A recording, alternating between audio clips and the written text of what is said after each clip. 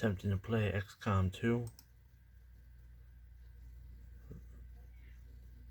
Launching. So it's running.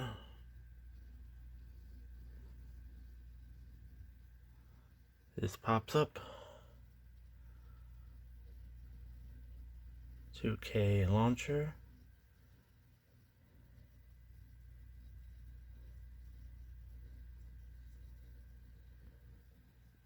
And then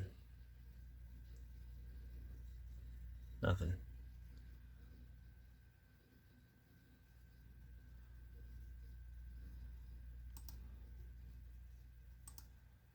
I'll try again.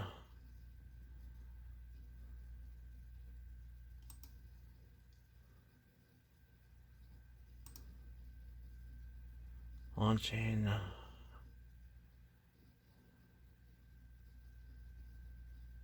You'll see the 2K launcher pop up.